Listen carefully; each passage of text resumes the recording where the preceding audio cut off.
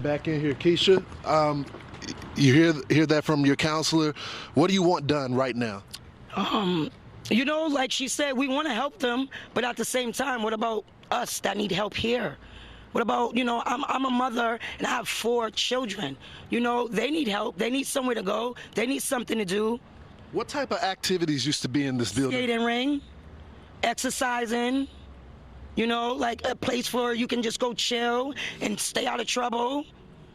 Now we have to find other places. What's going to be the consequence of this being changed and just to migrants? And where are those kids going to go right now? Probably to the streets. To the streets, where most of them are already at. Like when we look for help, it seems like the state and the governor and them people, they push us away. They want to turn our children to animals. They want our children to be bad and F up. Yeah. We want better for our community, but this right here is going to be a shit show, and it's going to be crazy. Thank you so much, This is going to be crazy. And I'm sorry about that, guys, but that's just the passion out here. People are upset because they don't feel like the people that are in power are representing them. Yes. We'll have a reaction here all morning. I'll send it back to you guys back in New York.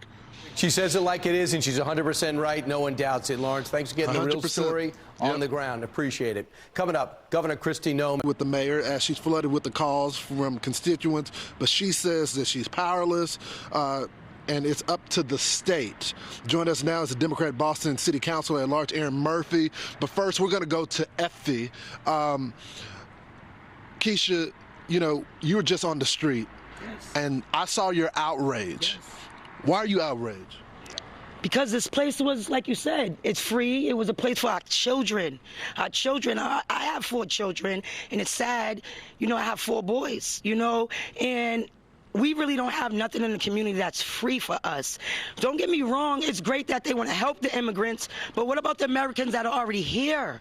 What about the people that are already here that don't have homes, that don't have jobs, that are sleeping on the street already?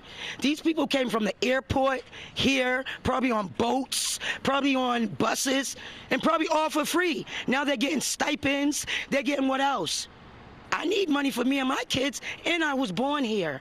I know life is a struggle in itself, but this is not the answer to help them. Now it's going to destroy our community more and mess our children up more. This is sad. I know a lot of people don't even know about this. I came here last night with my aunt, saw a lot of stadies, a lot of police, and this paper wasn't there yet.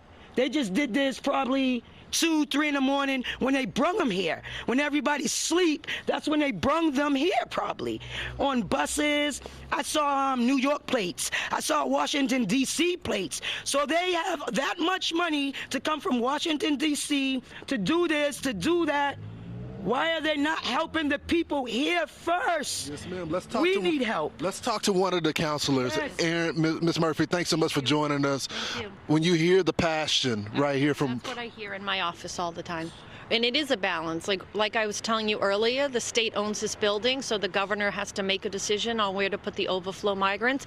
But at the same time, the community needs to make sure that that we keep their services in place. Why would they declare Boston as a sanctuary city? I think a lot of cities across this country once they declare themselves a sanctuary city, I'm not sure if they knew the amount of support we were going to need to give. I know you're a Democrat, but do you think declaring cities as sanctuaries was a mistake in retrospect? Looking back, if our communities end up losing the services they need to live full lives, I think we may be questioning that. We do have to find a balance to make sure that those migrant families have a safe place to go, but at the same time, my concern, I'm an elected official here, I represent the whole city, and I'm the chair of public health in the last 2 years in homelessness, and I've centered my advocacy and policy on making sure that every resident has the resources they need. And I'm hearing that seniors and kids, like Effie was just telling us, that her own family, right, might be disrupted. So I'm making sure that the city is stepping up and connecting with all the departments so that these displaced, residents who use this every day. Let's bring Keisha back in here.